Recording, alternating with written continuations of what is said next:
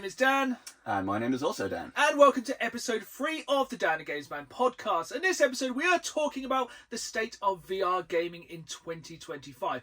But first of all, Dan, what have you been playing this week? In a wild twist of fate, which no one could see coming, I've been playing Avowed. I have also been playing Avowed. So how many hours are you in so far?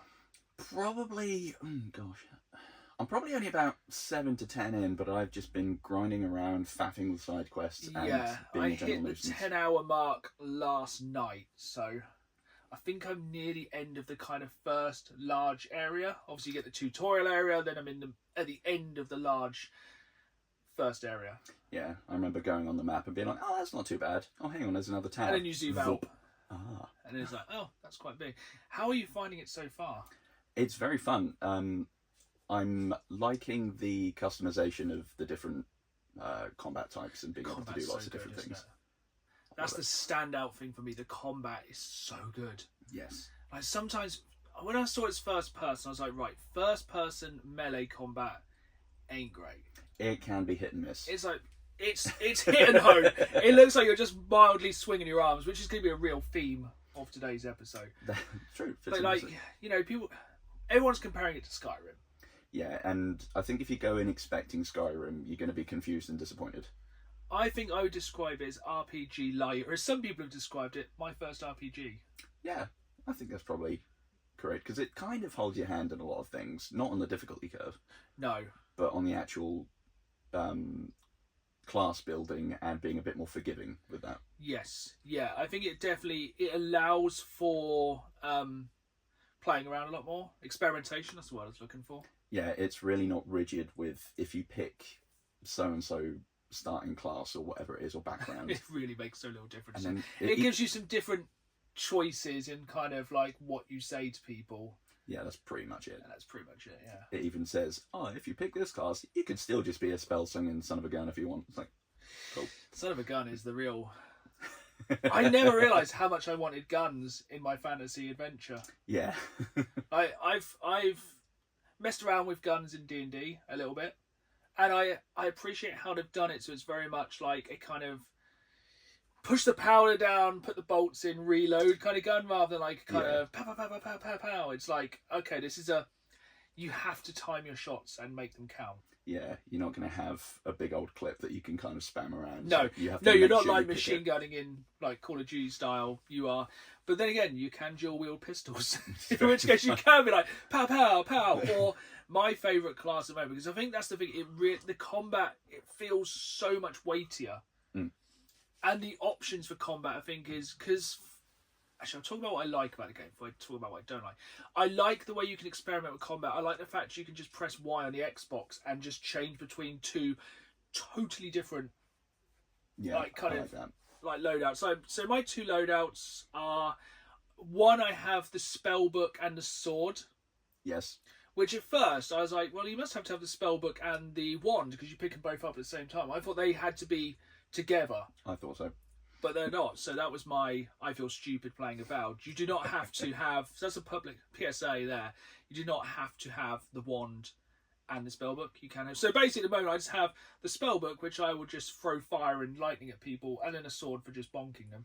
Yeah, if they get too close, just which works surprisingly well. And then my other is my Call of Duty tactical loadout, which is a shield and a pistol.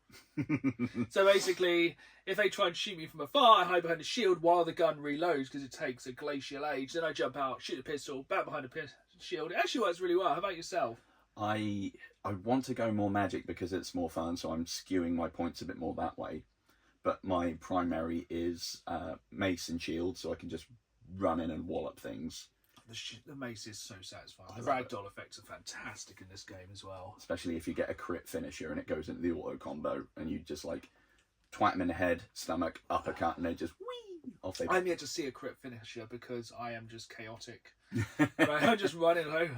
So off and rough and just blow stuff up and throw grenades are really good in this game as well. I did not know there were going to be grenades, and there's so many different types. And it's like this is great. It's like, yeah. So basically, this is Call of Duty the Middle Ages. Kind of, yeah. Yeah, like grenades, guns, rifles. But yeah, it's weird. It's very good. Stealth takedowns. Stealth takedowns, one yeah. buttons. Halo sword, energy sword. Yeah, stealth that came takedowns. out of nowhere. Yeah.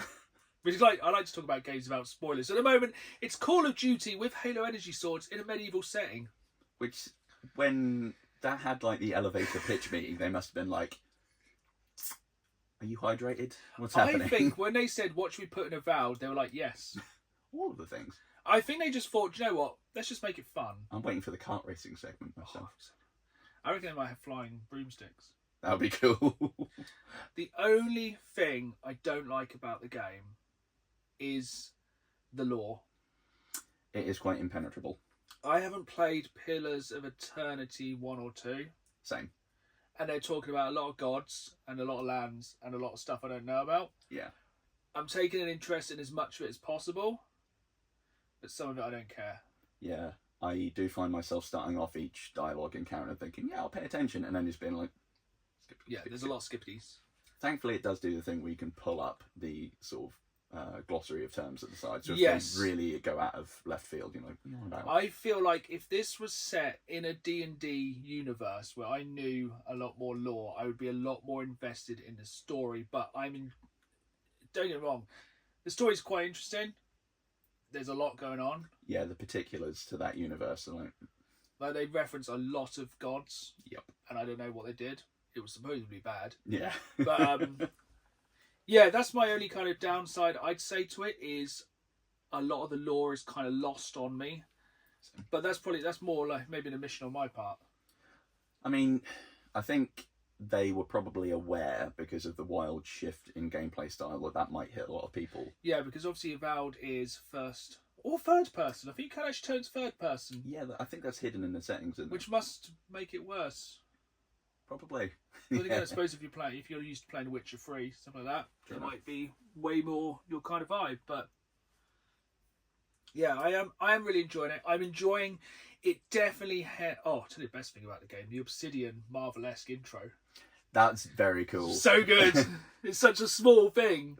It's like that's really cool, and it definitely has. I wouldn't say it goes as far as New Vegas and giving you choices, but I'm pleasantly surprised how often I'm not choosing violence.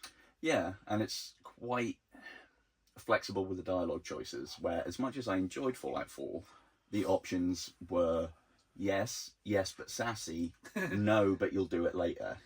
There's a lot of sarcasm though in Avowed. Oh, it's heavy. And a lot of just staring at people like, ugh. Yeah, Which is... there's parentheses. Stare at them and don't say anything. I'll pick that one. I do like the companions as well. I've only met 2 companions so far. Yep. Like, I haven't made enough of a connection to remember names, but I know the Fishman is the same person who was Garrus in Mass Effect, so Really? hopefully sexy times on That's cool. on the horizon with that. Yeah, I have seen articles where you can romance them. It's like, all right then. Yeah, I think a lot of people got a bit butthurt by that, but you know, it's a role-playing game. Play the role you want to play. Yeah, at if the you end want of to the be day. bottom, it's fine. So have you played... We could probably just go the whole episode on Avowed, but I think it's definitely... I feel like it's about a 40-hour game, which honestly, going back, people are calling it my first RPG, baby's first RPG, stuff like that. I'm going to call it a working man's RPG. Yeah. This is a game that's come out in a year where every month there is a must-play game. Yep. And I feel like we can complete this 40-hour RPG and experience everything to see before the next game comes out next month, which will be for myself Atomfall. Same, actually. As we spoke about in the first episode, the games we're looking forward to this year. And I think I would rather play a concise 40-hour RPG than something that's like 100 years old, 100 years long. Skyrim will probably be 100 years old soon with the amount of times they re-release it. Yep, Skyrim 100th year anniversary coming soon to the PlayStation 69. I'm gonna run it on my tombstone. Probably could. You could definitely run Doom on it. But have you been playing anything other than Avowed this week? Because I have ploughed a vast majority of my time into that game. I've been dipping into, and I know this one isn't a favourite of yours, Pal World. Oh, you mean the Pokemon lawsuit? Yes, lawsuit simulator. I think it's born off of getting hooked on the pocket trading card game. Yeah. Actually, no. We'll swerve the conversation back in a minute. Go on. Tire squeal. Yeah, so kind of been interested in it before, but never really pulled the trigger. Then I saw it was on Games Pass, as is Yes. everything. Yeah. And thought I'll give it a go, and especially as the splash screen has like the obvious Electabuzz rip-off with a minigun. I'm like, Yeah, you go on I in. think that's the selling point to most people. If you don't know, Power World is Pokemon with guns and lawsuits. Yeah, you can basically just make a little working town of your own. You where can build a slave camp. effectively. Yeah. I was like, how do I dance around this? I think Pokemon always was dark. True. Yeah, the fact that one of them was wandering around wearing its mother's skull, that's not normal. That's probably one of the more normal ones in Pokemon. Again, Yeah, there's some weird stuff in the Pokedex. there's definitely a conversation for future. So I think we can deep dive into some of the dark Pokemon stories. Yeah, one pops to mind, and yeah. But yeah, I played a bit of Power World when it first came out, and I looked at it and went, "Do you know what? Once again, I ain't got time for this." That's fair. It gives me that kind of any kind of big online RPG kind of game like Ark, something like that, where it's like, right, this game gets fun after 30 hours. That is fair. I mean, there is a lot of tutorialized stuff at the beginning where you have to get things up and running to be able to build stuff to progress, and it's got the standard, depending on settings, when you die your gear drops where that is, and then you have to hoss over, so it can make the sort of death run loop, which is annoying. But it's kind of fair. It's scratching an itch when I don't have the brain to do anything that's too taxing. Yeah. I think it's kind of a busy game, I call it. Yeah. Like if I only have the brain space to build a hut and wallop around sheep, that's pretty much. So would you say it's quite a relaxing game, then? Relatively, yeah. Until you really think about what you're doing, and you're like, So that kind of goes the opposite way of what I've been playing this week, which I've been trying to finish the Dark Pictures, The Devil in Me. Oh, which I think you started, didn't you? I have, yeah. Which is obviously based on the exploits of H.H. Holmes and his murder hotel. Mustache connoisseur, H.H. Holmes. And that is one of the least relaxing games I've ever played. I've never been literally on the edge of my seat, basically wringing my hands out from sweating playing that game. Because I've played all of the Dark Pictures games. I've played Until Dawn. I've played The Quarry. Me and my wife always play them here on the sofa, couch co-op, past the controller. But we haven't been playing past the controller on this one. That's fair. Because this one just seems way harder. This is the final Dark Pictures game of Season 1. And I feel like this game is intentionally way more out to kill you than the other ones. Obviously, the other games, they are always trying to kill you in these games. But this one has some of the most unfair, unjustified deaths I've ever had. And this is the only one where I've had some deaths and I've gone back and I've kind of spam reloaded. Yeah. Because I thought the death was so cheap. And like some of the reasons you just would not, I think some of them I just accidentally did the right thing to not have my character get killed. But some of them are like, how would you know? Yeah. And yeah, it's kind of almost the classic point and click thing of, I'll just interact with this, and then there's some sort of bizarre flavor text that comes up. It's like, oh, sorry, that can was 3 years out of date. You've got botulism and died. Yeah. How did I know? It's beans. It's like, yeah, some of the deaths in there are absolutely ridiculous. And like, the bane of my life in that game is the breathing minigame. Oh, I don't know if you've played the Dark Pictures where you have to breathe in time, because I swear, once every so often, that will just kill you. That will just go, now you missed. It's like, no, I didn't. It's like, you didn't. I was like, I didn't. And then you will get killed. You'll get impaled or stabbed or something. It's the only... I can't breathe while I'm doing it. I literally, like, I can't breathe in time. I don't know if I just can't multitask.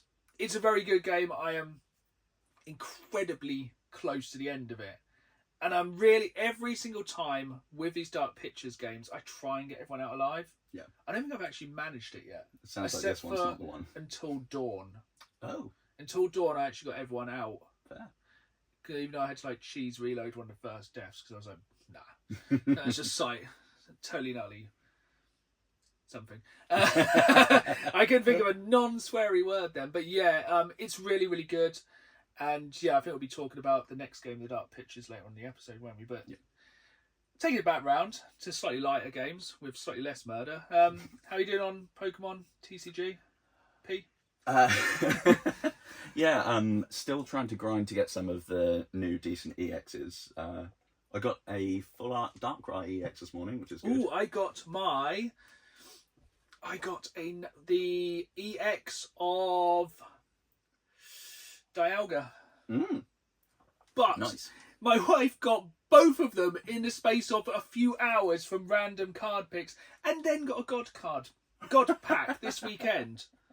I couldn't believe it. Like, I feel like that game, because all our phones are always listening. Yeah. That game listens. You're like, I'm done. I've had nothing for like a few weeks. I can't do this anymore. I give up.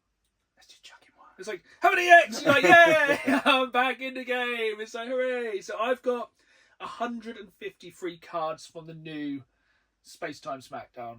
So I'm about 30 off. Yep. I think it's like 3 or 4 basics.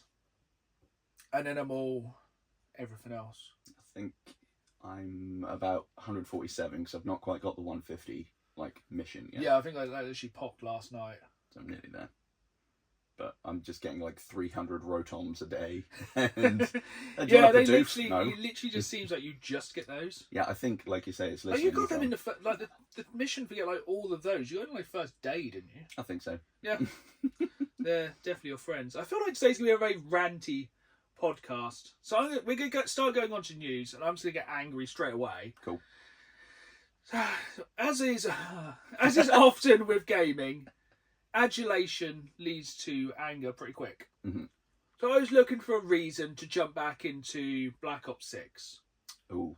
Firstly, I saw that new level, Bullet is it called? Which Yes. is Bullet Train, which looks absolutely sick. It looks like a fantastic way to just absolutely rinse kill streaks, gun camos. If you like team kills, also spot on. Which is fantastic. I'd love to see a nuke on that level. But then they were like, we are announcing the crossover that me and about 5 other people, yourself included, would have been excited for. Oh, very much so. Teenage Mutant Ninja Turtles Call of Duty Black Ops 6 crossover. I was like, okay, yeah, you got me back. Like, a lot of the other stuff is like, yeah, I can hear it. And then I saw the price. Yes. At first I was like, okay, it's $20. That's not too bad. And it's like, then I read the small print, it's like, oh, it's $20 per turtle.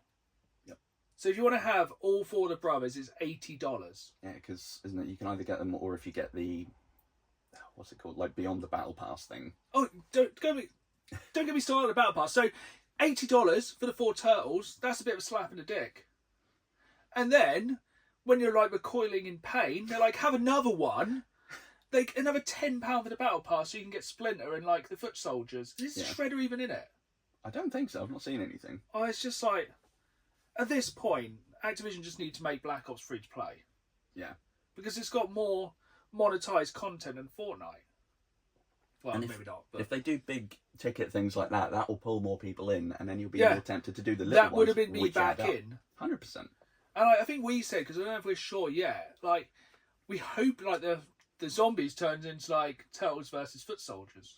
I have seen a small clip. I don't know what other modes they're in, but there is a I think there's a separate like Turtles zombie mission. Yeah. I've seen them on So that sounds really cool. Liberty Falls, and the zombies are foot soldiers.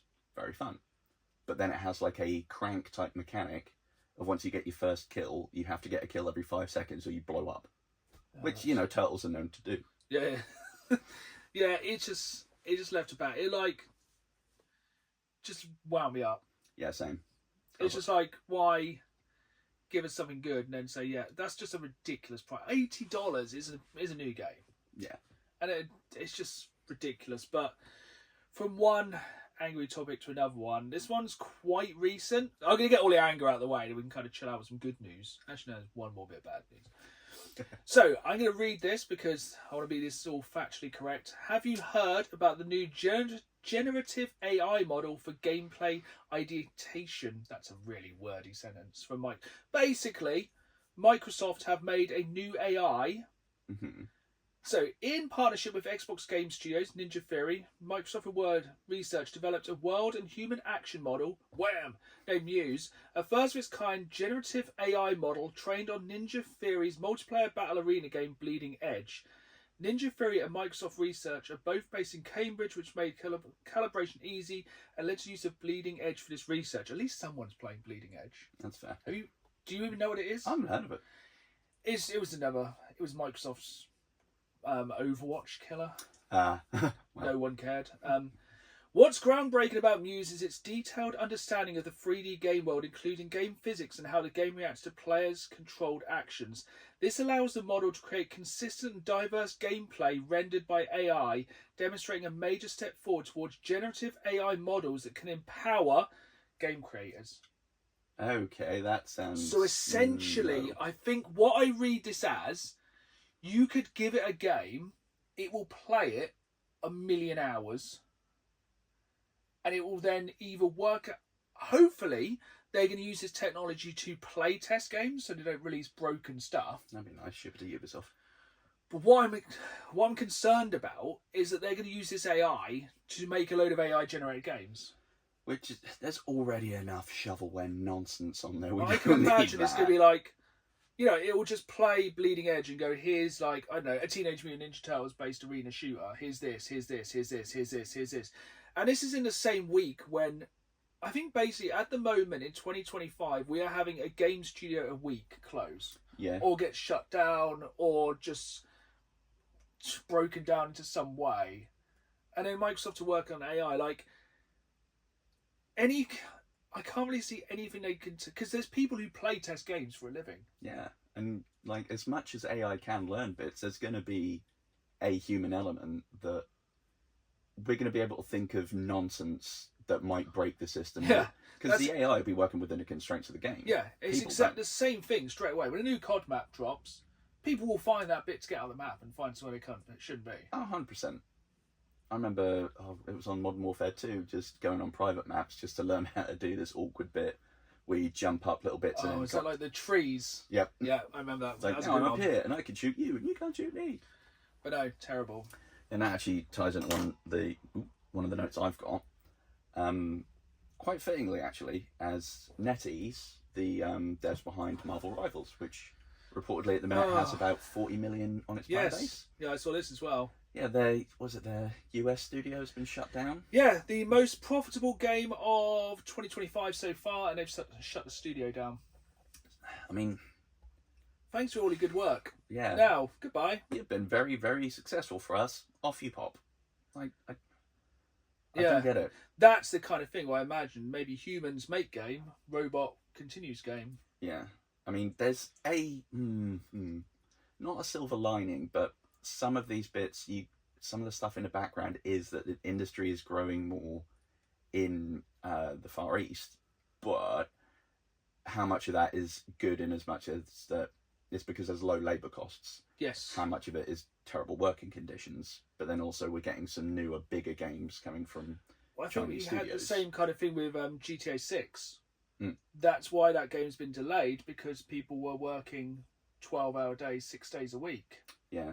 Apparently, in crunch time before Skyrim first came out, they were pulling like 15-hour days for balancing. Yeah. Which, yeah, that's not good for humans. No, it's absolutely ridiculous. And like, yeah, I think it's a really difficult one. It just seems every week, every time we have a podcast now, we could probably go, another studio's closed. Yep. And it's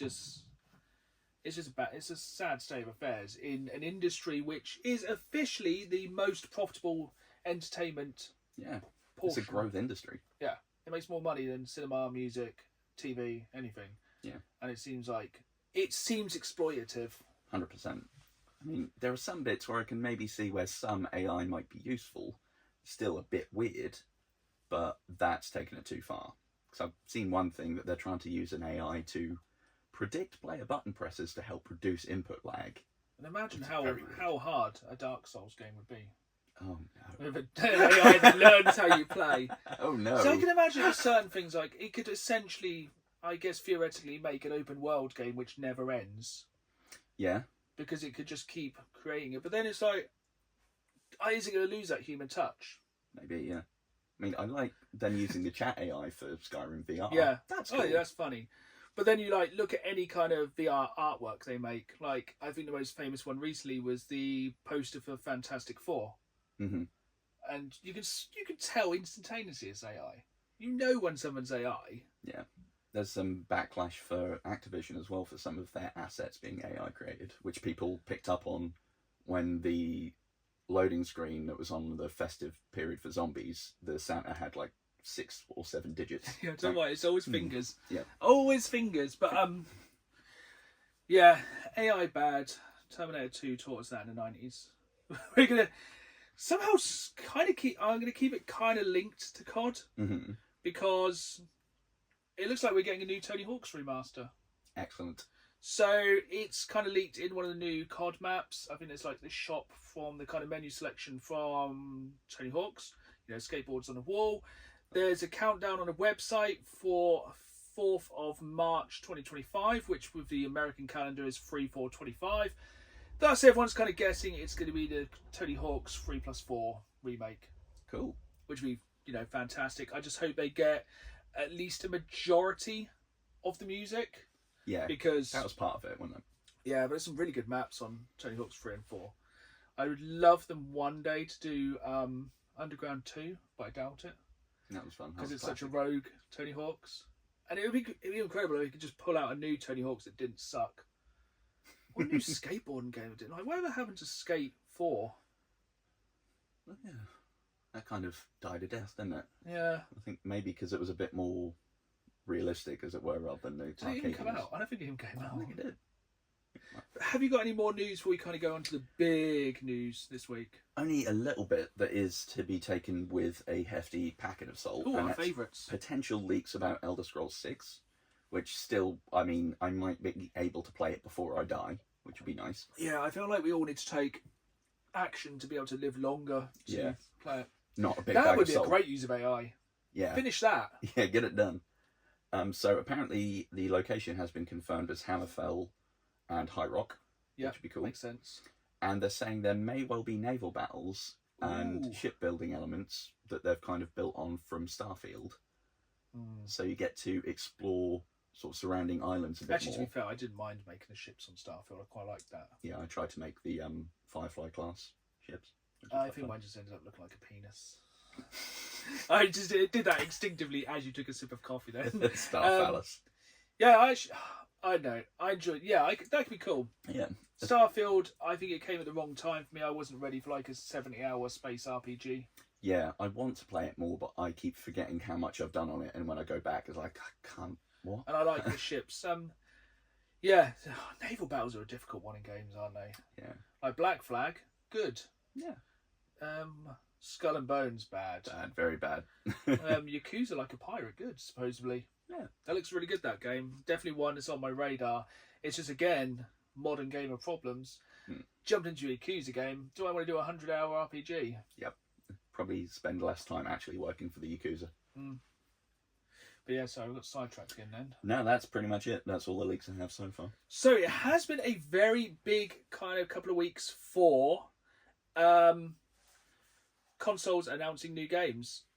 So we had PlayStation State of Play, and there was some very, very, very good games. I thought it was really strong. A lot of people are like, it wasn't that good. Because there wasn't like that huge like God of War Ragnarok 2 or you know, anything massive, but there was some really interesting stuff. But I'm going to kind of twist it back because we are in the middle of the Xbox showcase at the moment, and I think it's a lot weaker. I think we can kind of cross that one. So it's ongoing at the moment. Yeah. And so far there's been, what, like a sort of 6-minute little teaser of different bits. It is a lot of indie games, nothing against them. It's just a lot of them aren't. Xbox does not seem good at advertising their games. No. They're notoriously They seemingly started to like promote Avowed when it was out.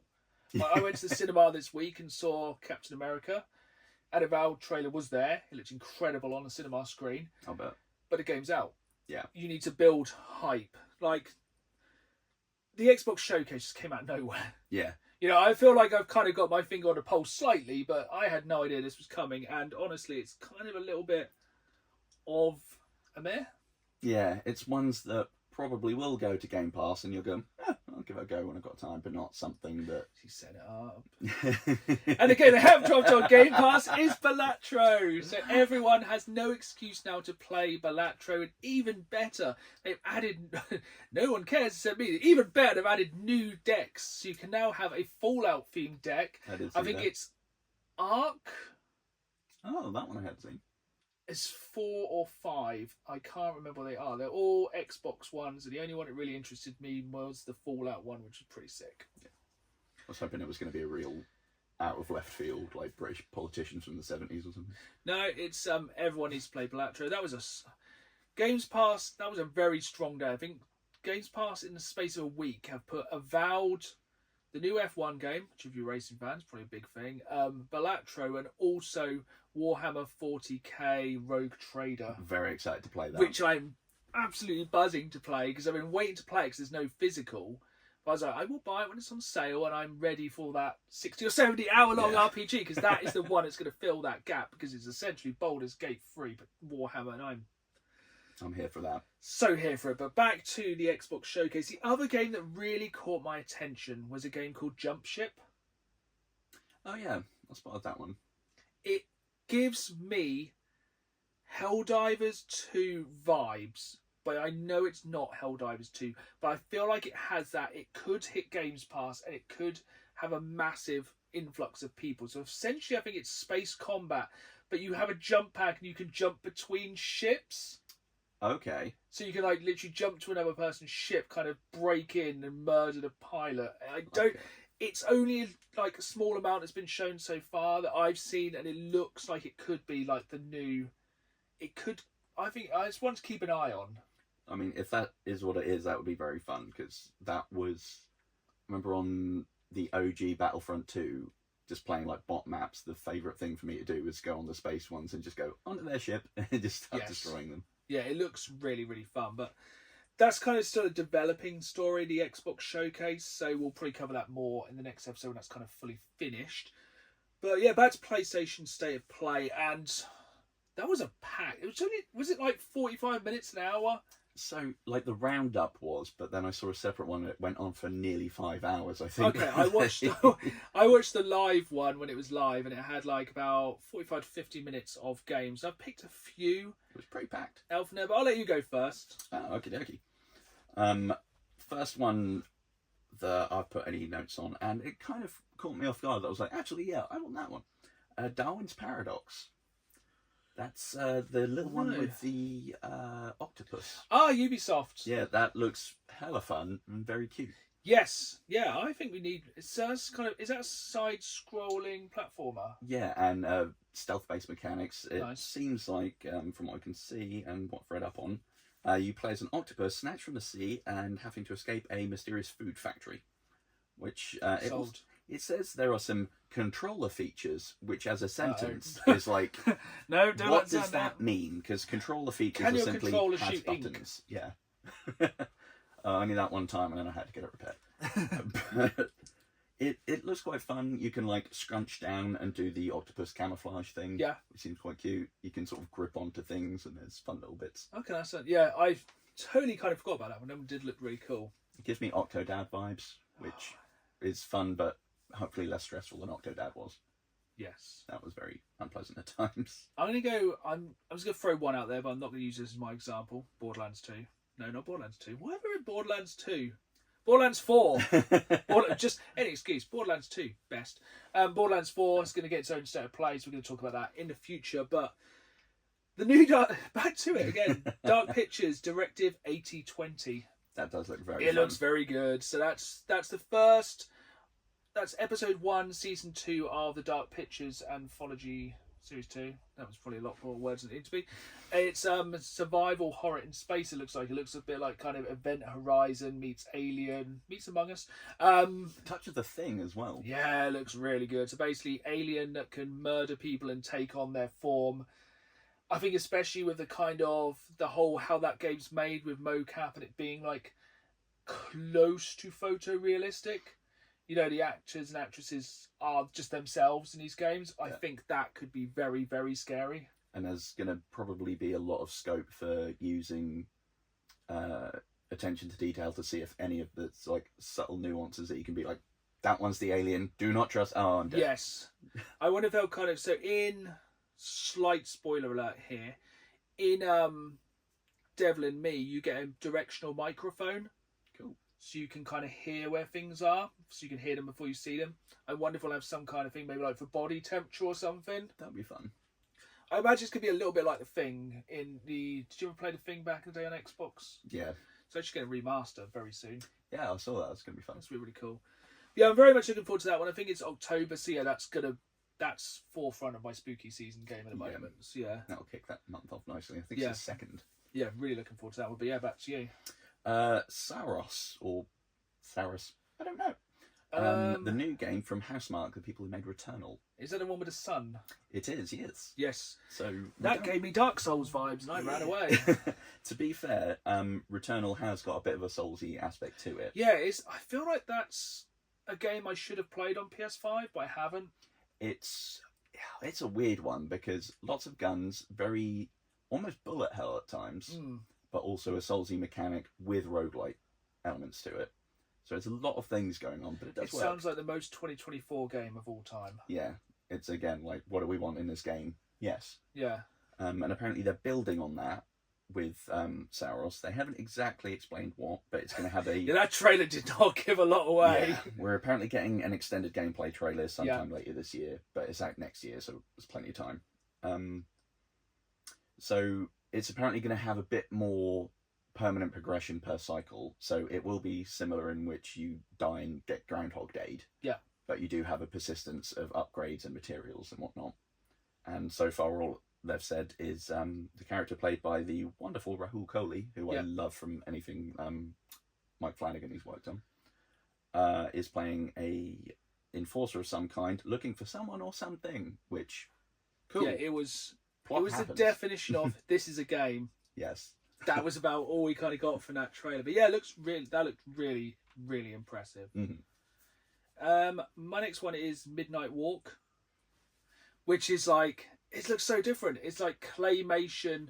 It looks like Nightmare Before Christmas kind of claymation. Yep. I think it's also on PlayStation VR 2. It is indeed. So that'd be like nearly 5 games on that now, which we will probably talk about later in this episode as well. But yeah, that looks really, really good. It looks like something very different from... A lot of games are very same in a minute. That looks like it really sticks out. It looks kind of really quite disturbing with the claymation as well. Yeah. It looks very much like kind of childhood nightmares, kind of... It looks very good. It's definitely one that I'm very excited to see more of. Yeah, to be fair, that was my number one spot on it actually as well. Yeah. So I've kind of got a bit of fatigue of walking simulator horror things, but I feel like this one is different enough that it might shake it up a little bit. And 100%. The difference of not having a photorealistic Greebly trying to eat you versus the slightly... Somehow it's creepier. It's the decreased frame rate, I think. Yeah. Of claymation. Like whenever they have that in a horror film and something stutters towards you, it gives me the absolute whisper. Yeah, 100%. Silent Hill Nurses. No. That kind of, that joddery, non-human kind of movement. Yeah. But yeah, that's one. Definitely check out the trailer for that, because I don't think we can do that one justice. No, it looks amazing. And you said it was on your list. It was, yeah. I'll let you go again. Actual one on their list as well. Borderlands 4 sounds good. Yes. What else? Split Fiction. Yes, looks absolutely incredible. Yeah. So we talked about co-op games last episode. That looks fantastic. One. Yeah, it's made by the people that made It Takes Two, which makes sense. And the plot seems to be that you are 2 characters thrust together, going through adventures in each other's sort of fictional worlds they've created in different ways. And there's a fun mix of classic sword and sorcery and future sci-fi. Yes. So a nice bit of humour in there. It does look very trippy in places. I don't know if you've seen the clip of them both being little piglets. Yeah. And they fall into a mincer and get turned into hot dogs. And then you are playing as a hot dog. It looks really weird. It looks really fun. Yeah. And I've played weirder things. Yeah. It looks, it's definitely one I would be jumping into. I think it's come to EA Access. If not, it's a really cheap game. I think it's like 30 quid, something like that. That's not too bad. Yeah, that looks really, really good. Like, in a industry which is so lacking in couch co-op, that looks like perfection. Yeah, it does look really, very fun. Really good. My next one is a bit of a weird one, because I watched the trailer and I was like, oh, this has got weird. Hell Is Us. Yes, that was very closely on my list nearly. That looks like a mix of Metal Gear and Death Stranding, but kind of more action-based. As soon as I saw the humorously fat man, yes, I was like, oh my god, I'm getting real Metal Gear vibes here. It looks really good, and it's also got the voice Adam Jensen as the main voice actor, who was the voice of Deus Ex, yeah. Nice. So it's set in a war zone. He's looking for his parents, but the war zone is full of ghosts, I think. Excellent. It's another one of those, here's a trailer, try and piece it together. It looks weird. Yeah, it's a very pretty way as well, even if it's a disgusting but very well rendered world. I'm hoping it's going to be the kind of game that I kind of wanted Death Stranding to be, where it's incredibly stylized, it's incredibly weird, but it has a bit more substance. Yes. I want a game with that kind of feel, but more action. Like, don't get me wrong, Death Stranding was fantastic. I really enjoyed what I played until I couldn't really play anymore because I got burnt out on it. Yeah. Because that is a perfect example of a game that gets good after about 20 hours. Yeah. When you can build roads in Death Stranding, it's fantastic. But the style and the design, everything in that game was incredible. Yes. And that's what I kind of feel that Hell Is Us is going to be. So yeah, it's definitely going to be keeping an eye on that one. Do you want to go one more? A weird thing that just popped in my head as well. Hopefully there won't be such weird forced product placements for Monster as well. That'd be very strange. And they did that a lot in product placement is bad. We are incredibly addicted to caffeine. Yeah, oh, yes, I actually really liked it because it's so weird. I think it's the one game it fits. Yeah, it's just like, why is he? We're not addressing it. Okay, fine. Yeah. To be fair, if you are trekking across a horrible wasteland, you are going to need to be caffeinated out of the eyeballs. Pretty much me on a day-to-day basis. I've literally got a cup of coffee and an energy drink on the go right now. But yeah, let's plough through State of Play. One more from you and one more from me. So, there were some on my sort of secondary list. What one comes to mind? This one is weird because I don't know really how I feel about it, but I am intrigued. And that is, what was it called? Sonic Mario Kart, whatever it was called. Sonic Racing Worlds Universe. Yeah. Which also, into the multiverse. Yeah, part of a weird trend that State of Play seemed to have of worlds going like that, Digimon, that Digimon everything, to be honest. Yeah, but that looked actually very fun. It did. It did just look reskinned. In a world, have you played any of the Sonic Racing All Stars games? I haven't actually. They're actually really good. It did look good. Yeah. I think it'll be a really good game. I think if that would be a great one to get on PlayStation Plus. Yeah, pretty quick. I think that would probably be a good way for it because I think trying to set yourself up maybe as a Mario Kart rival. Are they going to bring it out the same time as Mario Kart? Guaranteed they're going to shoot themselves in the foot like that. Yeah, Sega love doing stuff like that. They're going to bring it out at the same time as new Mario Kart. On the topic of PlayStation Premium, have you seen the games for this month? I haven't actually. What have we got? It's big because there's been some months where it's like, meh. Yeah. This month is Dragon Age. Oh, Veilguard. Okay. And also Turtles Cowabunga Collection. Ooh, there we go. It's another game, and I can't remember what it is. It's going to really bug me, so we'll put it. Just go find it. The third game's really good as well. I can't remember what it is. I'll be straight on that Cowabunga Collection. Yeah, and everyone can relive the NES Turtles, which is hard as hell. Yeah, really hard. Some good TMNT news this episode. Yeah, from good to bad. Yeah, I'm glad more. I was very excited to play Veilguard, so I will jump into it. I'll reserve all judgment to play it myself, but it's poor time. Is it poor timing, or is it fantastic timing dropping out on PlayStation the same time Avowed's on Xbox? Because very similar. Yeah, I suppose if you haven't got an Xbox and you want to scratch that itch, you'll be like, okay then. Very intelligent. Fair point. But my last one is going to be a mix of two. I'm going to go with Mind's Eye. Oh, we've got Cyberpunk at home. We've got Cyberpunk at home, but it's made by the people who made the first few GTA games. Really? Yes, so people who have not kind of sold their soul or kind of anything else. Yeah, it's from the people who made, I think it was GTA 1, 2, and maybe 3. Cool. So it's from the original studio who were Take-Two. Mm-hmm. So I think they're a UK-based company. Yeah, it's basically Cyberpunk GTA, and if they nail that... That'll be wild. Good heavens, that's what I want. A cyberpunky GTA game. It looks really, really good, and I'm hopeful for that one. Okay, that one kind of piqued my interest, but I wasn't certain. But knowing that, it's it was not the best trailer. Yeah, it didn't show you a great deal. Some of the car destruction mechanics, but it did look fun. It looked like it's not fully 3D GTA. It looked like it was kind of, I don't know, like 45-degree person, kind of half looking down. So Yeah. I'm sure there's an actual term for that, and somebody will roast me in the comments down below if not knowing that. Yeah, it looks really good. I feel like I'm going to have to rant one more time. Gives us a rant. We love them. I don't know if this is a good thing or a bad thing, but why are they releasing Days...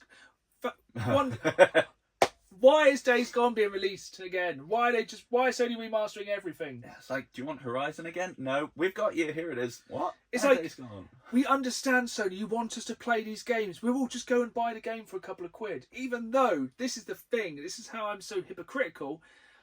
I have no idea why they're releasing Days Gone again.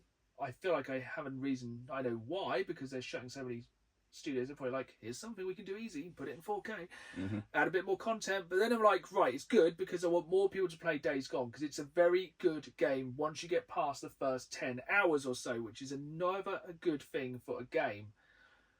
But it's like, it's one of those games, I think it's good if you bought the original game, because it's only $10, which will probably be £10, to upgrade to the new version. But if they drop that like 60 quid... Absolutely not. It's absurd. I don't even know if it's going to have a physical, but I am glad more people are going to get to play Days Gone, because I think it's the best PlayStation exclusive that not many people played. Yeah, and hopefully it'll work out a few of the bugs, because it was quite buggy at times. And I think it never really... It didn't bother me, but I think a lot of people were bothered because it never brought what it promised of having like thousands of zombies on screen. But now with the PS5, it can. But I played the PS4 version through my PS5. It was the second or third attempt I've had to play it. I think I tried it twice in the PS4 and it finally clicked on the PS5. And it's a really, really good game. It's just like, hopefully, just trying to look at it from a positive light. Hopefully then they go, do you know what? We'll make Days Gone 2, because it's a really good game. I think for a first game for a brand new franchise, and I think as well we kind of need to support these new franchises, otherwise we're just going to get Call of Duty and Assassin's Creed every year. Yeah. And it was a really solid game, same as Horizon. Yeah. Really good game. Not enough people tried, so hopefully it just gets more people to try it. But God, it's like... Yeah, it's not a case of the game doesn't deserve it, because they are good games. It's more of a why when it's only been out a few years. Don't remaster things from last gen. Yeah. Just that. Just remaster me Punisher from PS2 and I'll be happy. Or Resident Evil Outbreak, now everyone has online play. Oh, yes, please. Right. We are going to absolutely change things up now, and we are going to go on to this episode's Reddit story. So, my wife delves into the darker side of Reddit. Is there a light side? No. And finds suitable for podcast stories from Reddit. So, this week we're talking about VR. After this is a kind of segue to our VR. So this story, which I have not read, is called Tifu by playing virtual reality in the middle of a forest. So the story goes, me and my wife love to go camping, and I recently purchased an extremely nice laptop capable of VR. So I figured I'd bring up my Oculus and the laptop and experience VR on a whole new level. My wife also likes to play VR, so it was a win-win situation. So we get to our camp spot, set up the tent and start a fire. Ooh. As the campfire starts to simmer down, I reach my laptop and start to set up the Rift. After setting up the boundaries and clearing up some space, I was ready to VR it up. Ick. There's always an ick in a Reddit story. It's always one. Are you ready to VR it up? That sounds like a weird swinger thing. I started off playing Eve Valkyrie. That was great. Just before we had left, I purchased Super Hot because that game looked super fun, and it is. I'm going to talk about that more later. So I started playing Super Hot and was so into it. I don't know that one guy in the Matrix. I just feel like a badass. You do. Yeah, to be fair.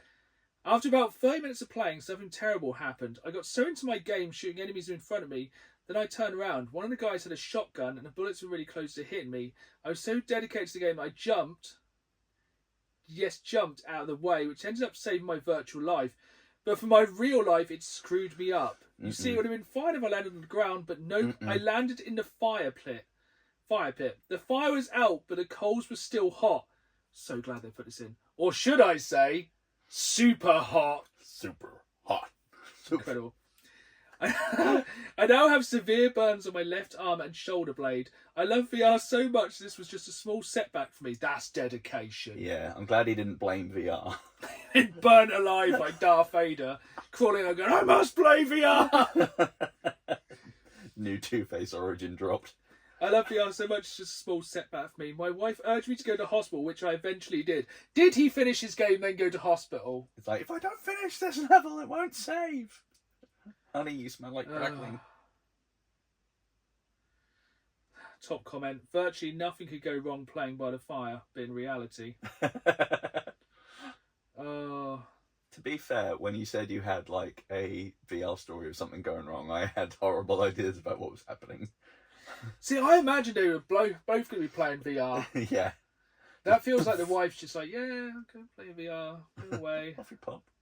I'm going to read a book. Everyone in the comments is very glad they didn't miss the pun about playing Super Hot. Good. Someone, bit sceptical here. Where was your laptop? The Rift cable is relatively short for this to have happened. You had to deliberately set up within the pit of your play area. There's always that 50-50, did it really happen on Reddit? A lot of people are like very confused why they took their laptop. Mm. And then there's more people saying, yeah, you'd have probably run out of steam by that point. Or like just ran out of power. Yeah. Boundaries are very important in life and playing VR. Yeah. There are objects in your boundary. Yes, it's a fire. Go ahead. There's a part of me that's doubt on that story, but let's go with it because it's way funnier. But we are now going to discuss the state of VR gaming in 2025 because recently you have upgraded to the Oculus Quest 3. I have indeed, yes. Is it 3 or 3S? Or is the 3. 3 is more powerful than a 3S, isn't it? Yeah. That's bad marketing. Yeah, usually you'd think the one with the extra letters, like, ooh. Like it's like the whole new Xbox debacle with like naming things random names, and it'll confuse people. But you have had you have had a lot more experience in VR gaming than myself. Mm. I have received your Oculus 2 as like a hand me down, which I'm absolutely loving. It's wild, isn't it? Like as my first experience of VR gaming since PlayStation VR, it's night and day. Yeah, and the freedom you get from not having the cables is wild. Not even just from not being tethered, but having just that little tug of them. Really would help if you were playing near a campfire. Yeah, to be fair. And then when it burns through the cables, you know you're getting too close. Yeah. So it will shut off. It's all good. You'd have felt the fire. Yeah, you'd have I'm ruining the story for myself here. The list of things that didn't happen. That didn't happen the most. But yeah, I'm really enjoying it. It's just, I feel like, do you believe VR is alive and well in 2025? Big question. I think so. I think it still does have some work to do to make it completely immersive, which we need them to like basically make a power glove that isn't terrible, really. But I think it definitely has its place. Yes. I think it's viable as a way to play games and a way to have fun. I think the problem is public knowledge of it, and also people's kind of expectations of it. Yeah. I don't think people realise how good it's got now. And I don't think it's been... I think when they started doing the ads for Oculus, the ads were garbage. Yeah. It didn't showcase it particularly well. No, you just look like a douche. It's like those kind of Nintendo ads they used to do. It's like, here's a family, they're playing their headset. It's like, no, show games. Yeah, we don't show somebody just dancing around with a headset on so they look like an idiot. Yeah, here's Nan rolling around with her Wii U. Help her, maybe. She's old. Yeah, I think it's just public perception of VR needs to change. Yeah, because there's such a range of games, and even, I mean, it's kind of a downside in one way because they're focusing on the wrong things, but Meta doing their Horizons thing, so making more of a social space and smaller little interactable things that are free to play little and tasters. I think they've been doing concerts through them as well. Yeah, a whole series of different ones. That's fun. Because I think because the Oculus 2, this could be very layman's terms, about 720 to HD in the eyes. Yeah. in the display, but isn't the 4K now? Yeah, that's 4K. Let's get down to the vital statistics here. Resolution wise, so Quest 2 lenses They are a random 1832 by 1920, and 3 is 2064 by 2208, and it is in 4K now. And there's also a difference there with the type of lenses, with how that sort of displays it. So the Quest 2 uses, I think it's just pronounced Fresnel, even though there's a little Heidi S in there that confuses me. Technology is fantastic, their name for these things. We love it. I prefer the name for the Quest 3 lenses, and that's Pancake. Yeah. It's excellent. Cool. So basically, in layman's terms, the Quest 2 lenses, rather than one big sort of concave, Yeah, I think round, it's concave. it's got little concentric circles. Yeah. So it can kind of minimise how much space. Yeah. What that does mean, though, is between those rings you maybe get little seams. So you will get sort of god rays or artifacts maybe going a little bit strange just because there's a join in it, basically. Whereas Pancake is a very compressed, lightweight type of lens that bounces the light around inside it. So it's like having multiple lenses stacked. So you can have a better image with a lighter lens. But what that does do is jack up the price. Yes. Which is one of the chief differences between the 3 and the 3S. Yes, and also the comparing, from somebody who does not have the greatest knowledge of VR headsets, it's confusing as holy hell. Yeah, before I got the 3, I was going through so many different subs and different YouTube videos being like, what actually is the difference? Because they do... Because you can't show what it looks like. Yeah, it's like, this was captured here. It's like, yeah, but what's it look like? If everyone... I can't call it mayor. If Facebook just went to everyone's house, knocked on the door, went, here, have a headset. This is what it looks like. Then you're like, cool. Because you watch footage of PlayStation VR in the trailers, it don't look jack like that. It's like, that looks cool. You put it on. No, it doesn't. This is it looks Microsoft like Paint. everything looks like Minecraft. Yes. But like everything looks pretty good for the Oculus. Yeah, I mean, to be fair, I didn't really need to upgrade to the 3. I just felt like being a little VR princess and going, yeah, I want the fancy bells and whistles. But there is one of the advantages of the Oculus Quest. You just buy that. Yeah, it's just one and done. You're good to go. You haven't got to have a PC. You haven't got to buy any kind of... You can buy loads of fun peripherals, but you don't need to. Mm-hmm. I think it seems like quite an outlay. It can be, yeah. But like, it doesn't seem like anyone is shouting about the games that are either out for it or coming out for it, which is what we're going to go on to in a moment, is the lack of public knowledge of it and how good it is. Yeah, I think, there is a lack of public knowledge, and Meta are really not helping themselves, because if you look at the storefront, it's poorly laid out and they are leaning far too much into the Horizon That's the aspect. only thing I would say about how they've set up the main menus on it, and the store is abysmal. Yeah, and on the Meta Connect app thing, whatever it's called, sometimes just getting straight to the games, they've made it a little bit better, but it can be a real nightmare. Yeah, it's really... So they'll be like doing these shovelware things. But when you're in the game... So good. So good. Like, yeah, I've experienced it at home, but what really blew my mind, as I know you haven't experienced this yet. Not yet, no. I went to Norwich VR, and they have a obviously designated area for doing VR, which is like a very large empty room with no campfires, and we played 6-player cooperative and competitive VR gaming. Very fun. I want to try that. Using the Oculus 2, I think it is connected to a PC, because it runs a program called Hero Zone, which is all these co-op games. Now is a free roam VR game, so it tracks your movement around the room, which is excellent. so you actually physically move. Like, theoretically, you could do like a commando roll and pow someone. Yeah. Then we did play a game which was like Cyber Road or something, where you did have to like, it was like kind of The Wall, but like with guns. Yeah, it's like kind of duck and go off all these bits, and you obviously main stigma with VR gaming. You look like an idiot. Yeah. Which is one reason to do it in the comfort of your own home. Yeah. But doing the free roam is so much more immersive. Being able to like move around physically. So I think that's something that gives people a lot of motion sickness, is sitting on the spot while moving. Yeah. It's that disconnect in what you're seeing and what's actually happening. Like, the only thing that ever gets me is if you're like, have you played The Climb? Yeah. You look down, you're like, whoa. I've literally nearly fell off my sofa Same. when I know I'm not going to fall. I've been like wandering around because I switch between sitting and standing, and sometimes I've gotten to an edge, look down, and my body starts to pitch back. Like, it's not real. Yeah. I think it's for people who can suspend that bit of disbelief. Yeah. You have to be invested in what you're playing.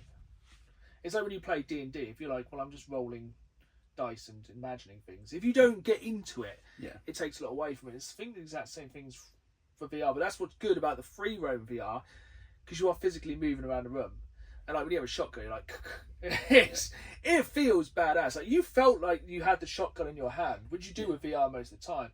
But the free roam mechanic, I think, really added to it. But I don't think most people have a space, myself included, where you can free roam, and probably playing in the middle of the forest isn't not ideal. As we seen the smartest idea.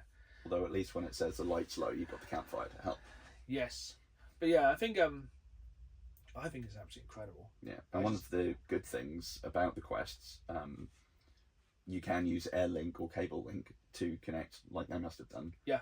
To a higher power sort of laptop or PC and play PC VR games on them. Yeah, so I think the only difference is with that one, we had same headsets. We did have a battery pack. Cool. Which was connected. I think we just put it in our pockets. So. It's pretty handy. Yeah, it's absolutely incredible. But yeah, it's all about the games and how you play it. And it's not like, I don't think they're shouting about some of these games. And there are some solid titles out there. Yeah, so I am scratching the surface because I've had the Quest about a month and a bit now. But you've been playing for quite a while, haven't you? Yeah. So we're going to talk about some of the kind of games we've both really enjoyed and that are upcoming. And I'm going to open this out of camera so we don't get the whole Death Stranding. But I'm going to let you go first because you are much more the connoisseur of the VR. Okay. So, standout games from me. First one that came to mind when I was thinking about a balance of something that's engaging, fun, and accessible, and that is the I Expect You to Die games. Oh, are they like the kind of you're stuck in a Bond trap? Yes, they're very campy, spy humour kind of films. Yeah. They're very silly, they're very tactile. Your character is always in the one place, so you can play it sat down or standing. Perfect. You don't have to faff around, and it's a mix of different kind of escape room or point and click puzzles, but with all different things you can manipulate really well. In one of the first missions, I think on the third game, you have to like mix these special cocktails with these weird things in there, and you actually have to get the thing, squeeze lemon into it, and like shake the thing. Shaken, not stirred. Exactly. That sounds really fun, actually. It's very good. I think good. it's the range of games as well. Yeah. You want fun puzzle games? You got it. You want something dark and chaotic and violent as all hell? Oh boy, they got them. So yeah, The Walking Dead, Saints and Sinners. Yep. I have really put the blinkers on with my choice of VR games so far. I have gone mainly zombie genocide. Fair. And that was the first. So that was the first game I experienced on the Oculus Quest. Was Walking Dead, Saints and Sinners, which I know is available on PlayStation VR 1 and 2. Mm-hmm. It's so much fun. It's good. And it's so much fun grabbing a zombie going, why are you hitting yourself? Why are you hitting yourself? Why are you hitting yourself? I think it's just the zombie molester game. Pretty much. And you can just go around as like a dime store Daryl. Yes. With screwdrivers in each hand. Yeah. And it's holding a zombie, then screwdrivering it, or like hacking it. Like you can literally grab it by the top of the head, cut its head off, and go, God!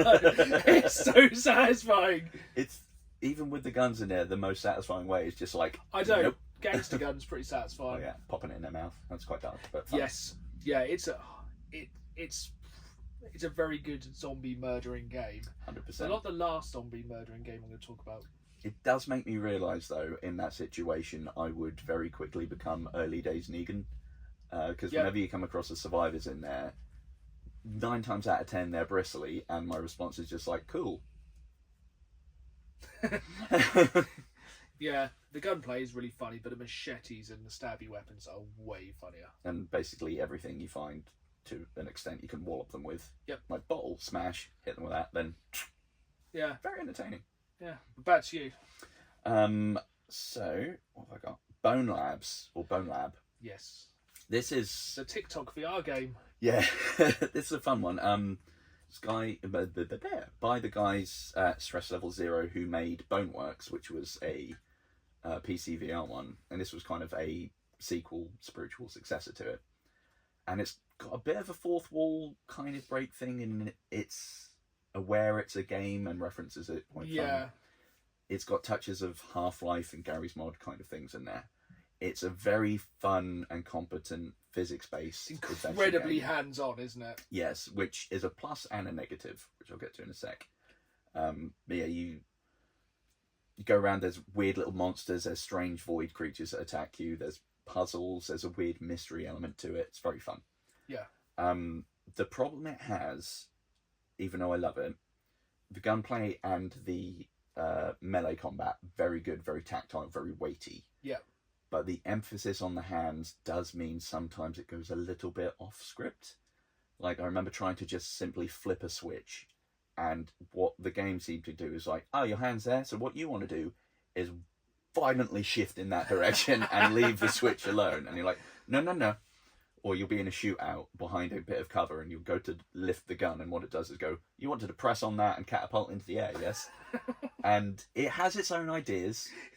So sometimes the it goes chaos wrong. Makes it hilarious. Yeah, you're just in the air bouncing like, oh, come on now. It is one of the ones that gives me a bit more motion sickness. Yes. But in little bursts, and it is just really fun despite that. There's only one game which has given me motion sickness so far. Okay, I'm intrigued. Doom VFR. Yep. It's quick. Yeah. That's like a Doom roller coaster. It's free movement, so you move your character, but it moves as fast as Doom 2016, so you are flying, and you never realise how big those demons are until you are nose to nose with the cacao demon. Yeah, they are big. But yeah, that game was like, it's actually made me no. Fair. Yeah, that was the worst one. I'm going to carry on my zombie genocide with Arizona Sunshine. Arizona Sunshine or Sunset? Sunshine. Sunshine 2. Played the first one on PlayStation VR. Very good. Very, once again, I feel like that's meant to be a slapstick kind of zombie murder game where The 100%. Walking Dead Saints and Sinner isn't meant to be, but I made it so. Yeah, it's really good. I love it. It's essentially last human stuck in a zombie apocalypse. Finds a dog. Highlight the game. Yeah, always a plus. But it's the mix of kind of gunplay. I do love throwing the guns in the air and catching them. Oh, yeah. Every time. That one I do find the hands can go sometimes funny when you're trying to reload. Yes. It just like clats around. Because you have a clip at your side, you just take it up to the gun, but it sometimes doesn't get that. Yes. I do like that you can customise where your holsters and where your ammo is. Yes, you can put like guns on your chest, your sides, and your kind of ribs. Yeah. So you you, like, ha bang, ha your bang. leg, You you can throw a clip and you can catch it. it's so fun. And it's very hands-on. Like you can play with the dog, you can throw the ball, you can command the dog using your hand motions. Yeah, you can climb across stuff, which you have to do like that, Very which is fun. really funny when you kind of sat on the spot. Because Yeah. I played that game. Actually, I think I played that one standing. Fair. And then changed to sitting halfway through. They made my character like 3 foot tall. Yeah. Like, why can't I reach the floor now? Oh, yes. Which made it funny because it was like, oh, now the borrowers in The Walking Dead. And yeah, that's a really fun game. It also has a co-op campaign, which is quite interesting. Yeah, I'm yet to play that, but Which I think could be something that happens in the future. that would be wild. And then also Horde mode, Yes. which is, and yeah, that's very good. It's just a very good zombie. It's a good single player campaign game. So I think with a lot of the VR campaigns, you're not going to get like a 40-50 hour long RPG. No, because there's so much that has to go into making it, like, by the time they've done It's the more couple like hours. kind of a very good movie. Yes. But back to you, the master of VR. Waltz of the Wizard, which is kind of more of an experience than a game Yep. in a way. I enjoy a lot of these experiences. It's very fun, and it's been the first instance in a game that I played where the hand tracking has worked really well. Yeah. And because of the upgraded cameras on the Quest 3 as well, you can do some augmented reality things, Nice. do pass through and faff around with spells and whatnot in your room. That's cool. Very cool. So the premise is you're just a wizard in a tower. There's a really chatty little skull called Scully, Yes. who is just yammering on, and you create spells by mixing things and can faff with those. But there's also like a little scavenger hunt, and you can explore the rest of the tower. eventually getting to a point where there is like an endless dungeon mode where you get more Nice. spells, which can be activated by voice as well. And it's even smart enough that I could just go, bring me that Donkey Kong drum, and it'd be like, "Ooh," and it floats across the room at you. Which is very cool. Because this is another thing I don't think a lot of people realise about the Quest is it has speakers built in, and also has a microphone built in. Yes, it's very cool. There's a lot of technology in that headset. A lot Yeah. of stuff that people don't realise. And some people whine about the weight of it, but I think the 3 is like, it's really not that I heavy. think, It's yeah, like 515 it's really- grams or Yeah, something it's really ludicrous. not that bad. Nah, you don't feel it. Especially if you just get one of the headsets with a little extra bracket on it, so it just supports it more there. Bosh, it's fine. It's really comfy Yeah. playing. I'm gonna throw it back to Super Hot again. Yes. Such a satisfying game. You can play it on the Xbox and PlayStation with a controller. Why would you? But why would you? It's a game that's designed for VR. Essentially, if you do not know, in Super Hot, if you're some dude, and there's some other dudes trying to kill you, that you basically, the people trying to kill you only move when you move. Yeah. So basically, if you have your gun, or maybe sometimes you don't have your gun. Yeah, sometimes I'm a So basically, they will kind of run towards you, and you can, like, say, pick up the iPad, throw it at somebody, and they're made of glass. I don't know, they shatter. So anything hits them, they shatter. But they might shoot a bullet at you. But as soon as you stop moving, that bullet stops moving as well. Yeah. So if you know that bullet's coming, you can quickly go like that. And if you're quick enough, you can be quicker than a bullet. You can dodge all the things and then like frisbee stuff. You can at actually frying pan a bullet back at people. Or you can, like, throw an item at people and break them. But it's such a good, because you don't physically, it's perfect VR. Yeah, and you can end up contorting into some weird things where you're like, I need to grab that gun, but that bullet's close, and you're like becoming a pretzel. Yeah, because essentially, as long as you don't move, nothing else moves. It's very much like you have to very much concentrate while playing it. Yeah, and just do little tiny head movements. So And it's kind of one of those games, because it's so exactly what you do, you don't have the disconnection. Yeah, there's a lot more one-to-one movement with it. So it's kind of, it really feels like you are playing the game. It's very much like kind of the Wii Sports thing. Yeah. Anyone can play it because they know how to move. Yep. It's a very, very good game. Yeah, it's definitely one of those. It's great for people who haven't played a lot of VR.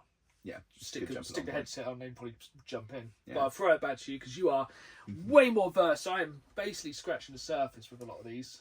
To continue the theme of zombie killing, Undead Citadel, which isn't like a big highfalutin game. It's quite short, quite linear, but the physics in it are so meaty. Yeah, You just wake up as some hungover adventurer, perfect. you go into this citadel where things are not looking good, and spoilers, full of undead, hence the name. Oh, figures. And there's just a range of weapons. You get bows and arrows very early, swords and axes and knives all over the place.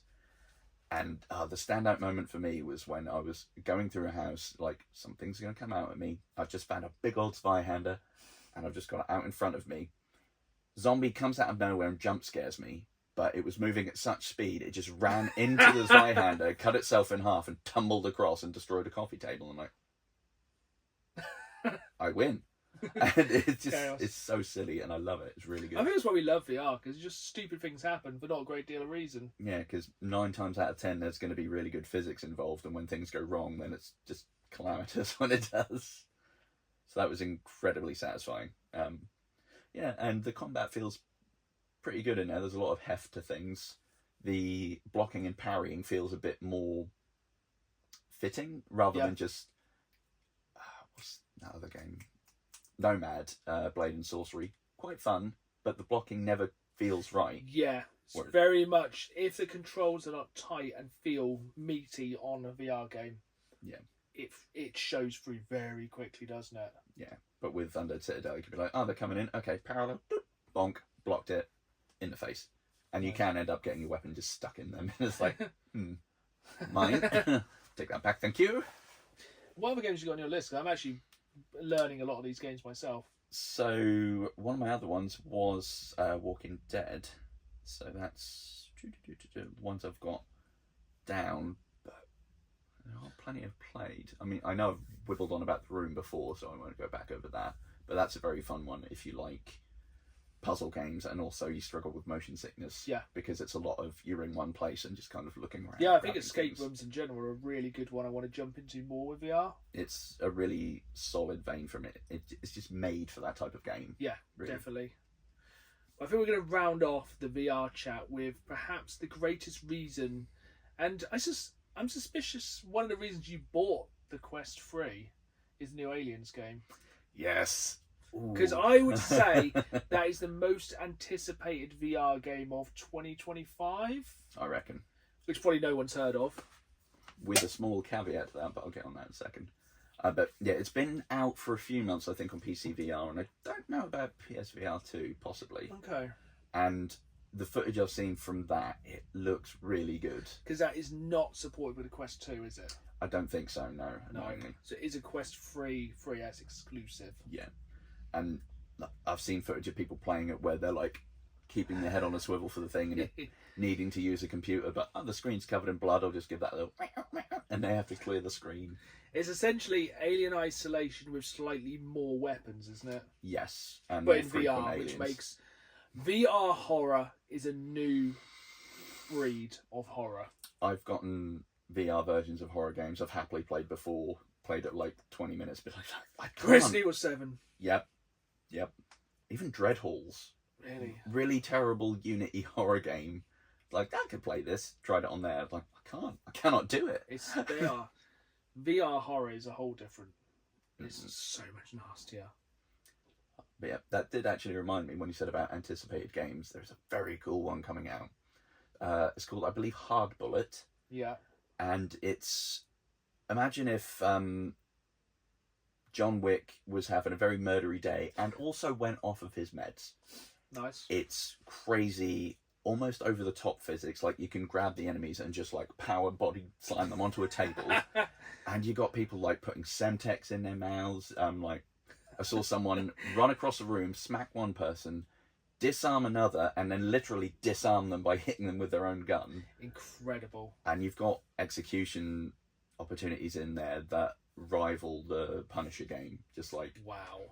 I just saw someone, there was a rotary sounder going. It's like, well, I know where this is going.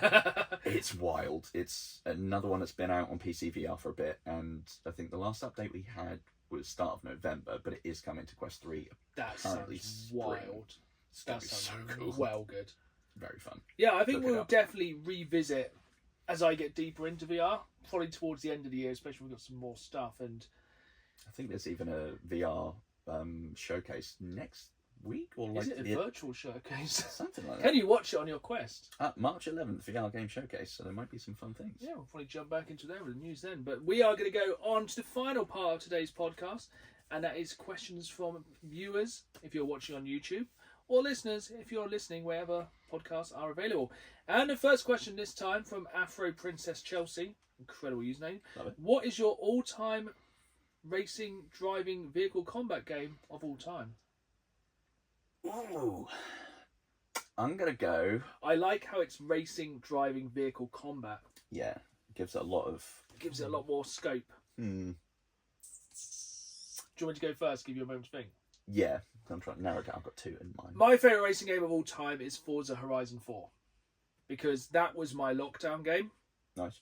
That was my literal escape, the end of days, in a virtual game. I spent 200 hours playing Forza Horizon 4 with my wife, just driving around virtual England. That game was basically what I wanted, to be able to just tear around the UK in a racing game, in a Ford Transit, which says Jesus swerves on the side. I can't remember what it was. Oh, I drift for Jesus. That was it. Nice. One of the incredible player creation vehicles. And yeah, it's an absolutely fantastic game. I think, yeah, I would play online with, I had like, yeah, my Ford Transit with a Veyron engine in. Just basically trolling people in drag races and stuff with this ridiculous van. And I just played so many hours of it. It's such a good escape, and it's such a deep and vibrant world to kind of drive around. Essentially, if you haven't played it, it goes, I think it's like Scotland, Lake District, down to like Derbyshire. Okay. So it's all kind of country roads, and you got like, and it does seasons as well. So each week was a different season. So you'd have spring, summer, autumn, winter. And it snowed in winter. That's fun. They changed everything up. It was such a good racing game. It was, it had that good mix of being it was pretty arcadey, but it was just so it looked good on the Xbox One. I know it's on the Xbox Series X. It must look absolutely incredible. You know, such a good racing game. I always prefer ones with an arcadey note to it because I haven't got the brain for the really good racing sims. I kind of got burnt on that back in the day in Gran Turismo. Fair. Like touch the dirt, swerve out. It's like yeah. I think mine. I want to go Burnout 3 Takedown because I love that. But soundtrack. I think, that was solid, wasn't it? Yeah. I think I'm gonna go an obscure one just because of how much I played it in my sort of formative gaming years, and that's Combat Cars on the Mega Drive. I do not think I've ever played that. It's top down, little, almost micro machines looking. Yeah. But you've got a load of different characters with unique weapons, which are usually just either offensive ones like missiles or oil slicks and whatnot, or landmines. And I played so many millions of hours of that with my sister. That sounds incredible. I can't believe I've never heard of that game. It sounds so good. It was one of those weird ones where the cartridge was, you know how most Mega Drive cartridges were sort of like this big? Was it one of the weird EA ones? Big square boys. Yeah, which had slightly more processing power. Yeah, and it didn't have many bells or whistles on it, but because, you know, in that day you didn't have online play, it was very limited with how many things you had. We just played it over and over and over and over again, and I loved it. I'm definitely going to check that one out. I hope we don't go online and discover that's like another... Because we've discovered most of the games you owned when you were younger are now hundreds of pounds. I had a box of about 40 games that I sold at a car boot for very little before Retro really was like, oh yeah, woo. And I had so many. I had Turtles Hyperstone Heist. Yeah. I had Batman versus the Joker. I'm very sad when I think about it. Yeah, you got I screwed the pooch. Yeah. So moving on, the next one is from Cook You Villain, and a few questions here, so we'll kind of split this into two. Do you have any other hobbies or passions? I have too many to have the time for. Yeah, I think it's very much ADHD jump between things. Mm-hmm. It's like, I love this, no, I love this, no, I'm obsessed with this, no, I love this. Yes, very much.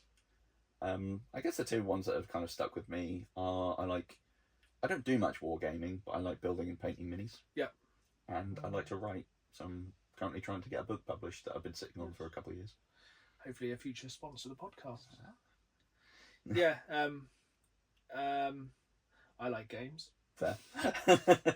I like turtles. Very, very obscure reference there. I'm a musician. I play music. I'm in a heavy metal band called Self Made Hell. That takes a lot of time. Green's like a mother effer. Yep, that's really. I've been doing music probably since about 15, so many years now. Yeah, that takes up a lot of time, and just like being creative, really. Yeah. And obviously collecting games, which goes on to the second part of this question. This is probably more aimed towards me, but it'd be interesting to see what you think about it. Mm-hmm. Do you prefer collecting games or playing games? See, obviously, I am more of a physical collector. Yeah. But for me, they just go hand in hand. Yeah. Because I do not... With a majority of the games I pick up, it's because I pick them up because I want to play them. Yeah. Obviously, there'll be certain games that I will probably never play, especially because I'm going for full sets, such as all the Platinum games. I'm probably not going to play some random FIFA. That's true. Especially if it was only released. Especially if I'm dropping a lot of money on a game, which is probably going to be Combat Cars, by the sound of things. It's going to be because it's a game I want to play. Yes. I'm not going to dick swing and buy a game just because it's £1 million. Yeah. You're not going to Post Malone the One Ring Magic the Gathering card. No, exactly. Probably the most expensive game I will ever buy will be Castlevania Symphony of the Night for the PS1 because I love Castlevania. It's like a £500 game and it's going to pain me to pay that price, but I want to play that game physically and own that game. Yeah, solid. I mean, to a lesser extent, same. There are so many games I've got that are maybe still even shrink wrap just because I've wanted to play them and it's just that dopamine hit of you go out, it's like, ooh, this, oh, I want that. Yeah. And I'll go and buy it. There are so many games I've got I've never even touched. Yeah. Because there is just something fun about getting them and being like, ooh, my collection. Yeah. Yeah, I think I think it's maybe it comes with age as well. Probably. They're kind of harking back to the age-old problem with life is the fact when you are young, you have time to play games, but no money to buy games. When you are old, you have adult money to buy things, but no time to enjoy them. You have money to buy things.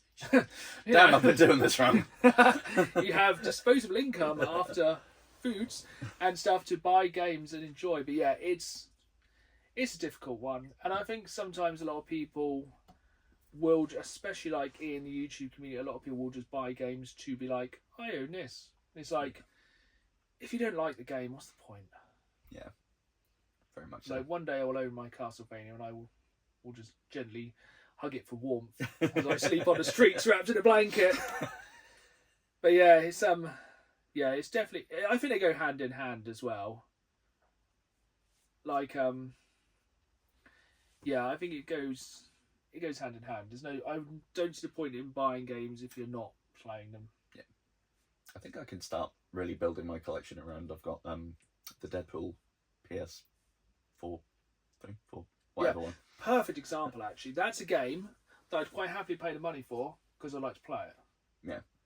But I will probably wait until it goes down again. So I have got it on the Xbox 360, which isn't anywhere near as valuable, but fantastic game. We both love Deadpool. Everyone loves Deadpool. I don't think anyone dislikes Deadpool, except people who are like dead inside. Yeah, who don't like fun. Yeah, people who don't like fun, or Chungus. That's the one. Right, final question of the podcast. We go back to the real world from Red Devil UK. 2 questions. This is addressed to Dan, so I guess both. One of which is personal and is understandably okay to skip. And we'll do that one first. We have discussed this one before because we have to be a little bit loose with this one. And that is, what do we do for a living? And of course, we are international men of mystery. And, you know, everything we do is Black Ops. Yeah, if we continue this right now, we'd have to see whoever listened to the podcast and then redact your memory heavily with a gun. But no, all joking aside, we both work together for a major gym company. We toil away in there, making sure it's all good for people to come and have their fun leisure time. As you can see by how incredibly hench we are. Yes, we both work in the same gym, which is how we met. Yeah. And yeah, that is our mutual working, or is it a front for the International Men of Mystery? But the actual question, it's funny how we never find out. It's one of those things you never really talk about. Normally because people's jobs are quite boring. But the other half of this question, this is a big one. Favourite gaming moment? That's...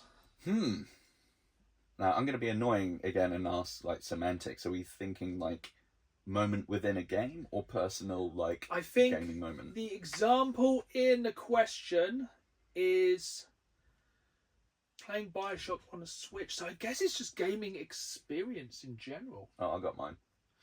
Go first, because I need a moment. It's been a long career. It's Christmas in, where it must have been about 2008. I remember, because I was still in 6th form, and I was on Christmas break, and it was then that, I think on the same day, they released the Game of the Year edition of Oblivion and Half-Life 2, the Orange Box, on PlayStation. Golden age. And I just remember sitting at home, everything was all Christmassy, and I was pootling around on the Shivering Isles, I was playing Portal, it was a good time.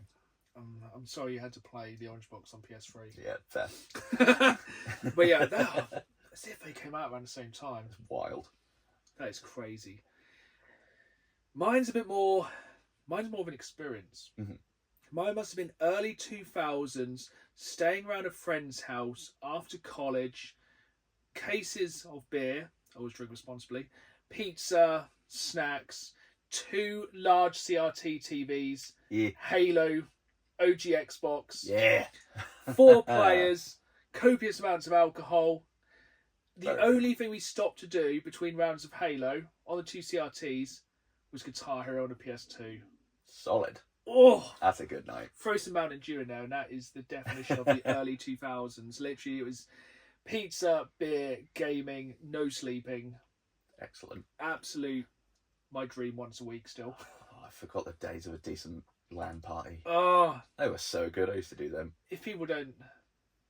That's what's wrong with gaming now. Not enough LAN. Yeah. If you start, I think we nearly actually came to blows during some of those with the insults. Yep. And that was when, because you didn't want somebody looking at your screen. Yep. And if you have two CRTs, you can't. And yeah, that got intense. We ploughed so many hours into OG Halo. Absolute golden age of gaming. And that's solid. We do sometimes. I haven't done it for so long. Same. But it's the ultimate bonding. It's so fun. It just gets raucous and fun. It's chaotic. We should really hire a gaming cafe locally and just... That would be really good. That'd be good. But we are coming to the end of today's episode. And yeah, it looks like we're going to go away and organise a LAN party. Yeah. But yeah, I hope you enjoyed the episode. If you did, make sure you hit that subscribe button so it downloads the podcast. We're back every other Friday so we can rest in between and basically regenerate our gaming mana. Let things happen. So I'll let you say goodbye, Dan. Goodbye, Dan. And it's goodbye from me. I hope you've enjoyed the podcast. We'll see you again in 2 weeks. And until then, keep playing the game. See you soon.